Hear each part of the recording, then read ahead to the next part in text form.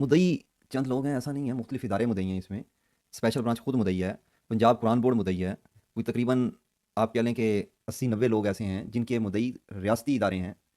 100-150 लोग ऐसे हैं जो मुलज़मों ने पकड़वाए हैं, मुलज़मों ने इन्फॉर्मेशन उनकी दी है, जो गिरफ्तार हुआ उसने आगे मुलज़म की इन्फॉर्मेशन दी। ये एक प्रोपगंडा कह लें इसको, ये किरदार कशी मुहिम का हिस्सा कह लें, या जो बाहर बैरूनी दुनिया के अंदर ब्लास्फेमरों के सहूलतकार बैठे हैं, वो अपनी नर्सरी को बचाने के लिए ये सारे काम कर रहे हैं।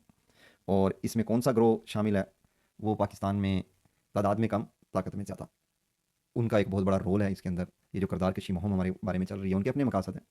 ना वो अपने मकासद में कामयाब होंगे अल्लाह के फजल से, और ना ही ये सहूलतकार अपनी जो नर्सरियों को बचाना चाह रहे हैं वो इसमें कामयाब होंगे। पाकिस्तान पहले भी शादाब था, सरसब्ज था, आबाद था, आइंदा भी आबाद रहेगा, पुरअमन रहेगा। हम उतनी ही मुअज़्ज़ज़ कौम हैं जितनी बकिया, उतना ही मुल्क के अंदर पाकिस्तान में भी अमन की लिए, कानून की सरबुलंदी के लिए जदोजहद होती है जितनी बैरूनी दुनिया में होती है। सिर्फ फ़र्क यह है कि हमारे यहाँ जो सोशल मीडिया के भांड बैठे हुए हैं, वो खाते मुल्क का हैं, काते कहीं और का हैं।